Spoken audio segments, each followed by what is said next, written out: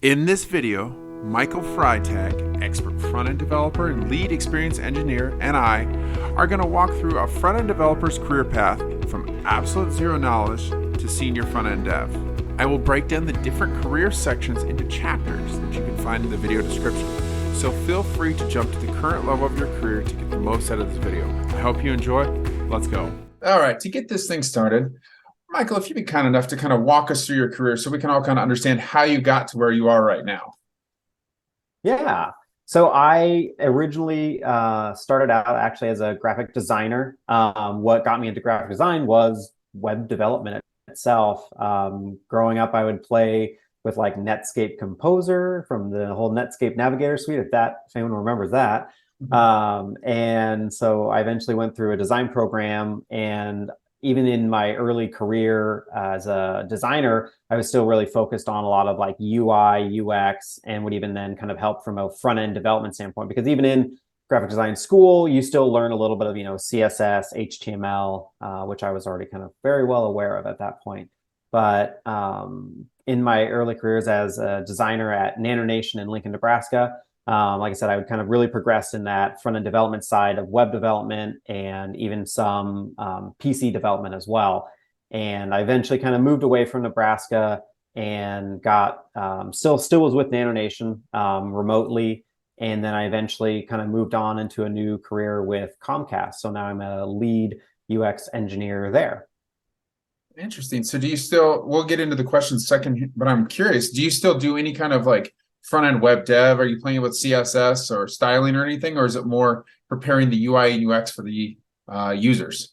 So I still do, I think like CSS is definitely kind of one of my strong areas. But a lot of what I do now kind of as more of that lead UX engineer is I'm kind of either taking on more complicated development side of the pieces, or I'm helping our junior devs kind of learn some of those more, maybe you consider like foundational CSS knowledge, and just kind of getting some of that kind of both sides. So I still have like I kind of have like both sides of kind of the development side of it now. Oh, very cool. Very cool. In fact, that's where we're going to get started. So in this video, we're going to kind of go through different chunks of a web development career. And we're going to start right at the beginning. And I kind of want to pick up on something you just said, where you started as a graphic designer and then you moved your way into web development. And so for the people out there listening, maybe they're sitting around and they make things look pretty and they're already good a little bit with design. How do they make that step from nothing to getting into actual like front-end web development? Because we know that's kind of an in-demand career. Yeah, so there's a lot of ways to do that these days. And I think with everything, there's always more information available in all areas now. And I think in the web development area, there's a lot of it available. And so I think it really kind of comes down to, finding a voice that you can follow, and someone that like speaks in a way and teaches in a way that like you understand. There's a lot of great free resources out there, whether it's like something like Free Code Camp, where there's even like a lot of great local meetups, especially in your bigger cities, or even probably you can find online resources. But then there's other paid developers that, really have those other focuses that you can get into, where you can kind of dive deeper into that, whether it's, you want to focus a lot in CSS or getting, further into that JavaScript development as well. So I think it's kind of finding, like I said, it's really finding kind of some online mentors in a way of more of like not direct mentee mentor path, but finding educators who really are talking in a way that you understand, because I think that's one of your biggest barriers you're going to find in getting development is understanding those concepts. And so by finding someone, it's whether it's searching on YouTube, because a lot of even like your paid developer programs, they have a lot of free information even on YouTube. And so finding, like I said, a voice that speaks well to the way you learn will really help you. In fact, I will mention this. Way back in the day when I went to boot camp, you were my teacher for front-end development, and you did a great job of speaking to us because you had us do live action coding. I don't know if you remember that. Where you had do. Because a lot of people didn't understand the concept of how methods work. And so you did a really good job of kind of speaking to us so we could understand a lot of the concepts from that. But in that class, I remember we covered HTML, CSS, and JavaScript. And we spent more time on the CSS. So if someone's getting started, do you think it's more important that they go one direction or the other is JavaScript, or should they do more HTML, CSS in the beginning? It's somewhat, I mean, there's a little bit of dependency on like what you're looking to do, but I think in the end, like to really use JavaScript well, you're going to have a mix of like having to understand some CSS, having to understand some HTML, and having, especially from an HTML standpoint, having a good fundamental understanding of how HTML is structured and how you can structure it, I think is going to be a good core piece of it. And even with CSS, I don't think any developer on the front end side will ever get away from writing some amount of CSS, whether it's straight CSS or even with a preprocessor like Sass or Less, or kind of even CSS itself has like its own, growth in there. So I think those are just core fundamentals that you want to get a good foundation of, but you can get really in depth with CSS. So I don't think you need to like dive all the way down into, becoming the CSS grid master of, the world. But I think you want a good foundation in those before you get too far into JavaScript, just because those are foundations that you will interact with. I can see that totally. And so one thing that I think is a nice step, and I would suggest to people, is looking into getting some sort of internship. So you go from zero to an internship or part-time. So what would be some fundamental skills, or like what level of knowledge do you think people have to have before they can start applying for part-time or internships? I think if you definitely, like I said, kind of have some of those core foundational exercises gone through, understanding, how to create some basic layouts in HTML with CSS to kind of add some styling to it.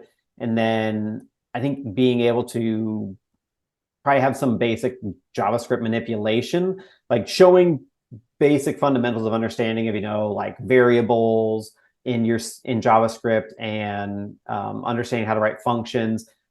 I think if you at least have some of that knowledge and you show that desire and passion, you have that more opportunity to find that internship. With everything, finding that, first lead into a position is always going to be your biggest challenge. It's that hurdle that like you're going to have either imposter syndrome of, saying like, no one wants me, I'm not good enough, but like you have to kind of get past that, because even, until I feel recently, like I still had this imposter syndrome. And I think even like from a designer side, like maybe I felt so much imposter syndrome as a designer that like I fell into engineering as, being where I'm at. But there's even times where it's, there's always something you don't know how to do, but that's always a part of life. It's learning how to do that next step, learning how to take on that next challenge. Absolutely. Yeah. I do think it's important that people don't just keep waiting and waiting and waiting, because you could always say, well, if I just learned this one other thing, then I could apply for an internship. Well, if I learned this one other little thing to go around with it. But that makes sense. Let's move on to the next thing. So you've got yourself an internship, or maybe you're working part-time. What would you advise people to do to really get kind of the most experience they can out of an internship, or, build relationships with coworkers, or even set themselves up to be able to step into a full-time role? Yeah, I think with that, I mean, it's really going to be taking on, as much opportunity as you can in a position and learning from as many people as you can, just because it's in your internship, you are already kind of in this place where you're, not necessarily maybe having as much fire under you to make sure that you're performing the best. So you have this time to really, learn from others and take guidance from others, because even then, like within the development world, especially in the web world, like there are such a broad arrays of things that you can kind of fall into. So you really can also take that opportunity in your internship to kind of find what is this area that you may want to really start focusing in and kind of diving into, deeper understandings. Because once you have that good understanding of, your CSS, HTML, JavaScript, that's where you're going to be finding, more of your framework-based stuff, like whether it's React and Angular. And, some shops are exclusively in one framework. And so you don't want to necessarily also get tied down to just that one way. So I think it's a great opportunity, just like you were even, asking, is take as much information as you can from your coworkers and, find out what they even think is kind of, some of the next areas to be getting into or to be learning from. Because that's one of your best assets is, the people you are connected with and communicate with. Well, that brings me to a great question. Framework wise, I think that's something that confuses people, especially getting started in front end dev. Is there a particular framework that you think people should start learning, especially once they get to this level? Should they, just start with React because it's the most popular? Should they start with Angular? Like, is there a good one, or does it, or as a good developer would say, does it depend? I mean, it's definitely it's it's easier to probably, I feel like, find opportunities if you go with React, just because it is a large amount of like work out there that is React based. Because even when you're looking at some other kind of other frameworks as well, they're also like very based on React as well. So you're kind of following that foundation of what is in React. But I think even if you look at any of them, like you're at least going to be learning about how these frameworks work, because there's slight differences in how some of them operate, but they run off of some of the same core fundamentals. And so at least if you are getting that next step from your base, like we said, JavaScript understanding, and you're moving into the frameworks, you're now going to be understanding, how can I create something more complex with another library? Very good. Let me ask you this. From interns that you've seen, whether it's at NanoNation, Comcast, or other places, what are some of the things that they have done that when you see them, you go, oh, this person gets it. We're going to be able to hire them once they get done with their internship? Or I guess we could ask a reverse way. What are some things you've seen interns do that you go, gosh, what were they thinking? Once this internship's done, we're never talking to them again. Yeah, and it's definitely like kind of something I think that you get a little more of like a feeling of as you work with people. And it's not necessarily something where it's like this person is totally wrong.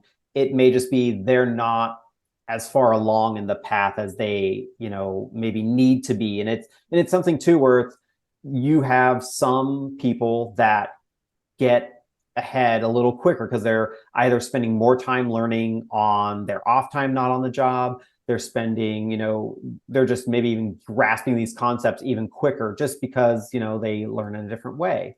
And so it's not just that like somebody is better or worse. It's just that, maybe they're a little further in that process. So, somebody who may be only be able to be brought on as a level 1 engineer versus somebody who, they show a lot of great career path that like they already maybe brought on as a level 2 engineer. I think, there are kind of both of those sides to it where it's just, what can you hire on as, and what is their experience kind of being able to bring into it. But I think kind of jumping back from that and just more directly answering the question, I think it's seeing that, they're understanding the concepts of what you're, if you're interacting with them and trying to, kind of help them through, where they're maybe struggling, if you see kind of that progress in them capturing those concepts and, working through maybe some of those same issues a little easier, or just instill like just showing that like that desire to like learn more. I think those are going to be the key pieces that will really help someone move on to that next step. Well, actually, that also brings up another question. So while someone's in an internship, generally they're not expected to bring a ton of value, and they also have to spend a lot of time being mentored or working closely with someone that's more senior than them. Is there, I know it's always hard to put a specific amount, but if someone's an intern, how much time do you think they should spend asking questions, or how long do you think they should go if they're stuck before they go ask a question? Let's start with that one. Yeah. So I think that's something that it's not even just as an intern. Like as you are growing as a developer, you're always going to be finding something that is going to kind of stump you. Like I still have that happen to me as I'm progressing through. There are either just new software pieces that you're working with, or just even within your organization, there are just areas where you're going to get stuck on something.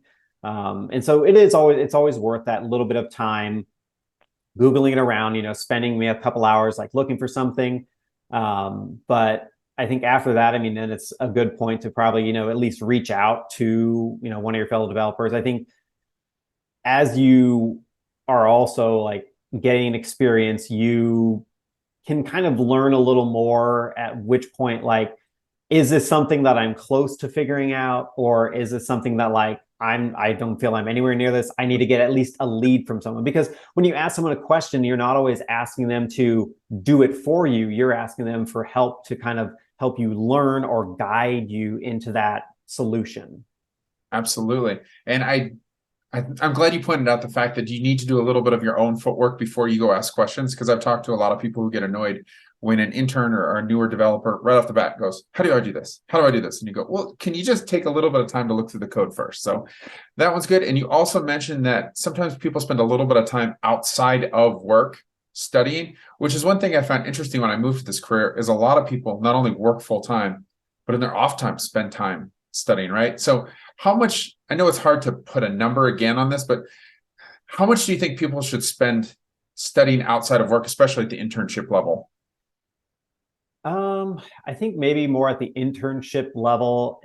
It may depend on, what your schedule allows, but if you're not necessarily working like full time somewhere and you're only maybe working, half your day at that place, I think you probably should easily be able to spend, at least an hour or two. Really, I mean, anytime you're adding on to it, as long as you are gaining that knowledge and working through it. And I think even like in that concept of like, if you are in an internship somewhere and you're trying to learn offline, I think you'd want to kind of like not just try to, like if at work you're working in CSS, but you're like, well, I know they work in React, so I'm going to learn React on the outside. It's like, well, I think you're gonna get yourself probably a little too confused and lost. So I think you want to make sure that you're pairing your outside of work learning with, progressing what you're doing at work. So like I said, in my example, if you're working through CSS, work through those concepts even more outside of work. So that way you can then maybe find something that would do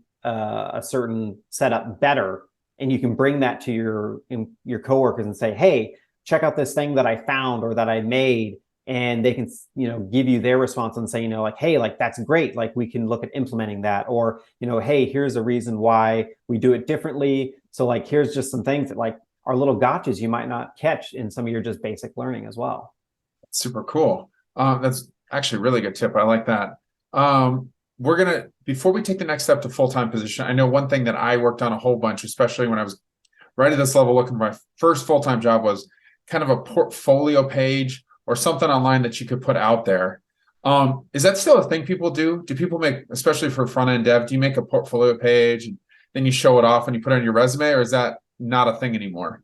It is still something that we see and we do, because it feels weird, and it's also, I think, maybe just I'm more focused in like the areas where we are more like not just a how to we're a little more like at Comcast now, like where I'm at, like we're definitely more focused on the actual visual acuity of the developers, just because we want to make sure that we are like really creating the experience as it was designed, and that we're kind of keeping even the designers themselves in check. But with that, having that portfolio is not as much of like, think from the design world of like, I'm going to bring this like booklet of things together. But like from a web perspective, I mean, you at least want to be able to have a collection of digital assets that you can share, whether it's, and your portfolio doesn't have to be a true like website you built 100% by yourself, whether it's you have a code pen page where you have all of your little pens that you want to share. But it's also really simple, I think, to even just put together, a simple site builder site too. Because I mean, as a web developer, yes, I know how to do these things. I know how to build these things. But when you're getting to that point where you're like, now I need to like brand myself, create this like site for myself, that can also be just its own hurdle. So I'd say, you can easily leverage different, like I said, platforms to be able to either share little code snippets you've done, or to be able to use like site builders to just kind of maybe gatekeep some of your stuff. If there's certain pieces that you can't share publicly, it's a great way to be able to kind of just put something up. Oh, that is a fantastic tip. So we've made our portfolio page. It's beautiful. It's time to go get our first full-time position. So there's obviously a big difference between internship and first full-time position. What are some tricks we want to start with when someone does get hired full-time that they can do to keep their head above water? Because all of a sudden, when you get in there and you start getting tasked and you start getting expectations, it can get a little bit daunting. It can feel like almost an avalanche of information's coming at you. So any good tips for people on that? I definitely say I think it's one of those pieces where like you want to use your coworkers as a gauge, because I think as you are kind of starting, you may feel definitely like, hey, like I'm getting overwhelmed, I'm getting lost, like there's so much going on. I think you would be wise to, at least reach out to your coworkers and, ask them either if you need any guidance or, just be like, hey, like, does this ever let up? Because maybe, I mean, maybe you're in a place that isn't actually what you really want to be doing. I mean, you're in your first job, you don't want to like just drop it right away. But sometimes it's also, you may want to just make sure that you're, where you want to be. Because that is difficulty when you're even looking for a career, is, finding a place that, fits to what you want to do, or just kind of maybe fits the culture that you're looking for. But I'd say just kind of, like I said, check in with your coworkers, just kind of, they are who you're going to be with every day for, a year, two, Uh-huh. 3, 5, however long you want to be there. Yeah. And so you want to be able to create that relationship with them, and, maybe they can give you some guidance as well on, how to keep your head above water if Uh-huh. you feel like you're sinking. But um, yeah. All right. Well, and then one other thing that I've noticed, every company that I've either worked for or shadowed at or done any kind of internship at is they don't just write code, they have their own system or their own process for doing everything. I know Nano Nation has it. I know a couple other places I've worked at. So is there, and it's always company specific knowledge. So is there a way that you could recommend to people to start learning that company specific knowledge? Is it maybe shadowing or asking questions, finding documentation or some other way? That is definitely, yeah, something that I think you always find as you change careers is everywhere has like just little different domain knowledge on like what their company does, how they say things, how they use things. Um, and that's where I think like it can depend obviously on the company on what they have available for resources. If they have their own kind of like wiki confluence pages where you can search for any, questions you might have, I think those are always great resources. One of the things that I kind of like add just to that is that I feel as a developer, one of your biggest assets is gaining problem solving, like just skills, because what you're kind of doing every day is you are solving, in a sense, a problem. And as people, we always have like essential problems. I mean, they're not huge, big issues, but just, you're always kind of solving something. And so if you can kind of learn ways to, kind of Google yourself through anything, like you will find it to be a lot easier. That's why I think one of the things that like I have, impressed my boss with is like I'm able to, kind of figure things out. And it's just because like I do the little bit of the hard work, of I'm searching on Confluence, trying to connect the dots, trying to bring everything together. So I think if you have that, problem solving kind of desire to like, find the root of it and really connect the dots, you can maybe get up to speed a lot quicker. Even probably just taking notes as you go through things, it can be a helpful thing. I think it's just understanding your learning style also is going to help you in kind of onboarding at a company. Because if you're somebody who, needs to write things down to kind of add that to your memory, that's just going to be one more way to like help you kind of like hack your way through that initial growth. That's really good information too. I could use some of that myself.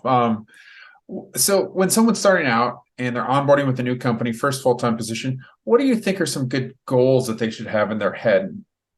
Because obviously you have to manage some sort of expectations. You start working and maybe someone who's been there 5 years can just dazzle all these bits and make everything go so fast. So where do you think is a good place for them to feel like is a good goal, essentially?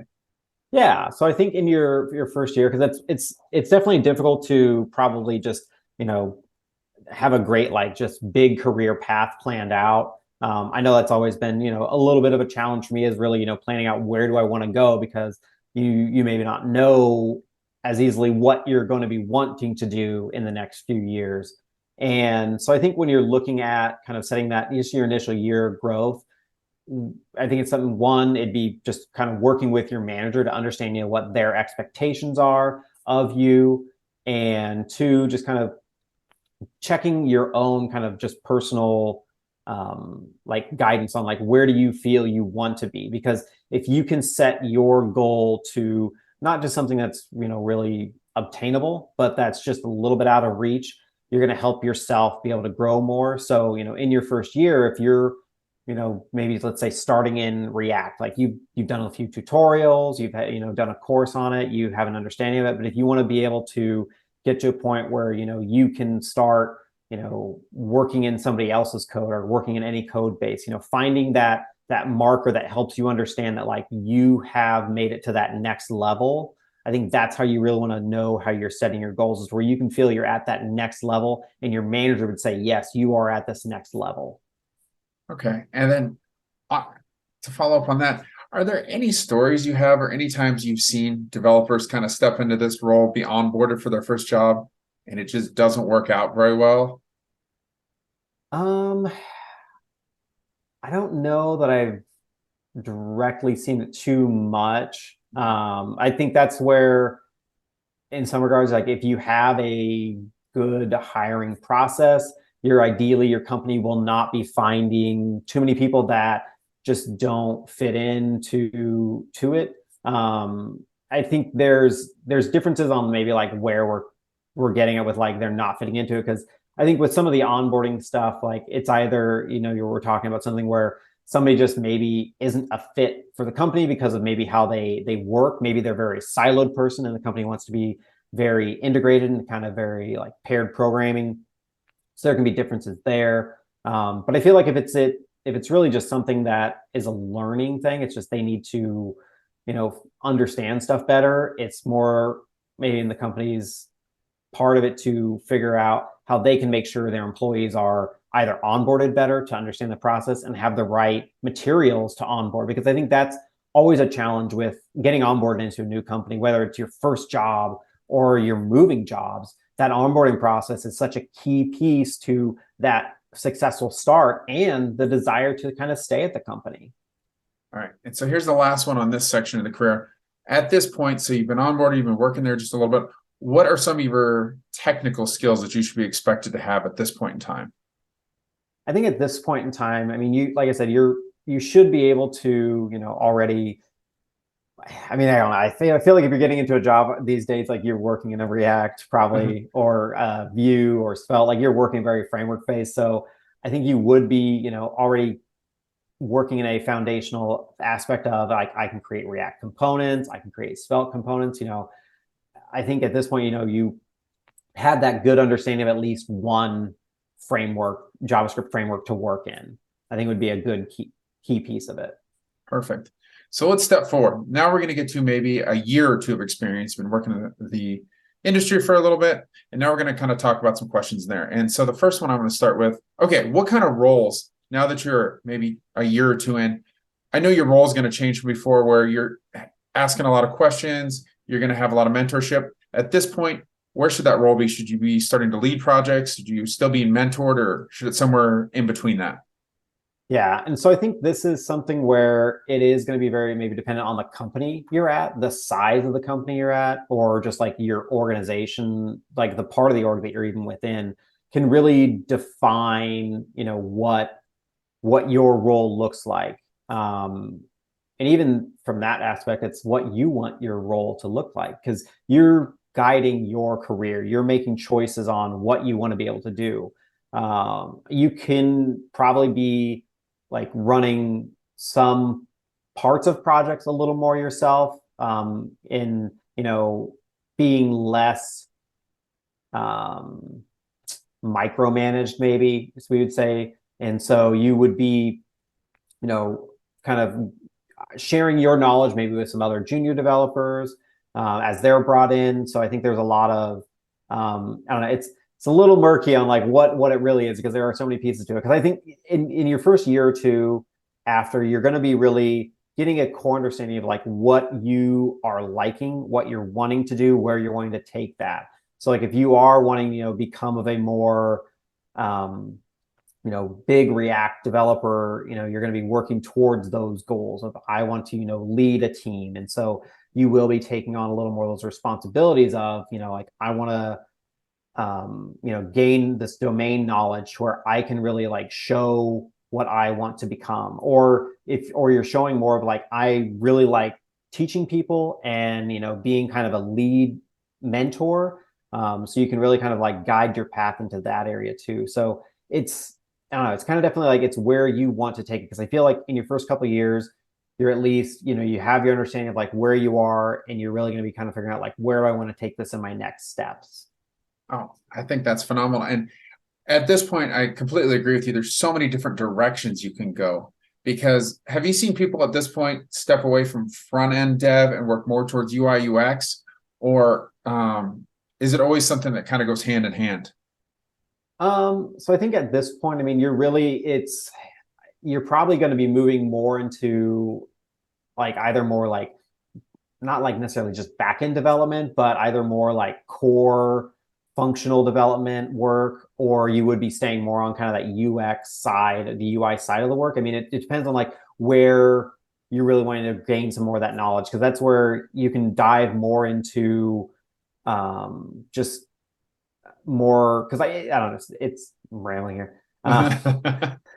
You're really going to run into some of the pieces where, like I can create button components day after day, and like I'm not gaining any knowledge there.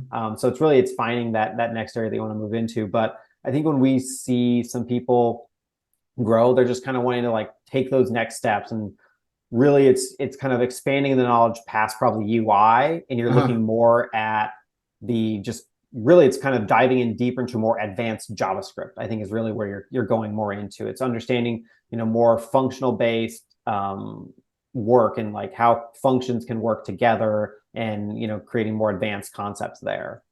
So let me ask you this, because I work in more of DevOpsy stuff and cloud stuff. And one thing that's kind of, I wouldn't call it big, but prevalent is certification. So I can go get an AWS certification or Azure certification. Is there such thing for front-end developers? Can you get certified in React, or is that not even a thing? I can't say that I've learned directly about like specific like React certification. But there are a lot, like I said, there are courses out there that you can take where you have certificates that can be provided. Most of those courses are more, it's just like, here's something that it's kind of like a receipt that says like, hey, I paid for this. So I don't know. I haven't really looked at that, because even like LinkedIn has the kind of I can think of what they call it, like you can test out of something and say like, I have knowledge in this because I answered 10 questions and I got those questions right. So I have some knowledge here. So not to get off into like an interview type stuff, but are there things at this level people can do so that if they did want to job hop or go to another company, that they could maybe highlight on their resume or start to focus on?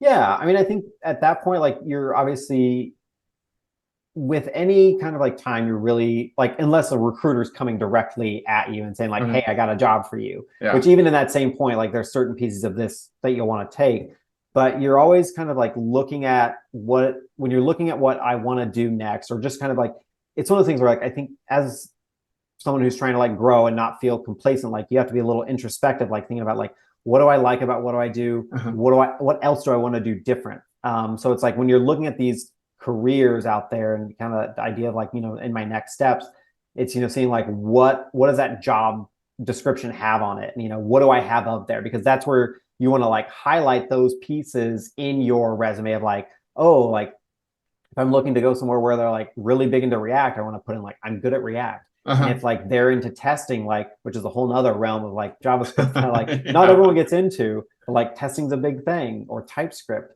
Like there's, like you said, like there's a lot of areas you can grow into and learn more. And it's definitely, it can be difficult to feel knowledgeable enough about all of them. But I think that's where, like I said, like finding that kind of next step and like figuring out what do they want, what do you have, and just kind of like boasting what you have a little more.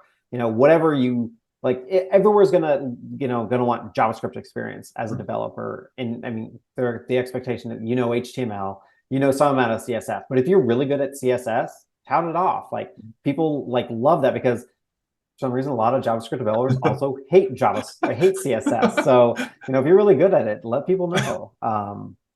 But yeah, I think it's just like when you're looking at that next career, it's selling what is about you that like would make you stand out. That's a great tip. And let's step up to the next level. So for someone who's been working for a while, I think everybody at some point hopefully wants to get to a senior position. And again, as we talked about in the last one, there's so many different career paths and so many different options. We'll kind of keep it a little higher level here. What are some things you think a front end developer can do that can get them to that senior level? I think getting to that senior level, it's going to be showing, obviously, just like very, very explicit, like domain knowledge in whether it's like a specific front end framework that you're passionate about. I think just being able to, construct apps and be able to create those web experiences themselves it's going to show you that you have that knowledge there. Being able to also share your knowledge with your junior coworkers. That's another like big key thing. I think as a lot of senior developers is being able to share the information and help your other junior devs come up as well. That's always something that I think we want to do as just good advocates of coding or developing is to share our knowledge with anyone else, because like we can't make it further ourselves a lot of times without even really explaining things. So then we understand it that much more. So I think kind of, like I said, it's really showing that domain knowledge and that you want to grow more in that domain as well are going to be some of your key pieces. Because if you're not really growing, you're just kind of like, you're going to be very complacent. You can't really expect to get to the next level without kind of bringing those pieces in. Okay, let me ask you that. Since you mentioned teaching and kind of guiding those that aren't as knowledgeable as you, do you have any tips for people out there? Because I know some devs can just be amazing at what they can do. They can type 100 lines of code a second, but they have a hard time when it comes to a junior dev coming up and asking them a question. So any tips or wisdom you can impart on people for teaching?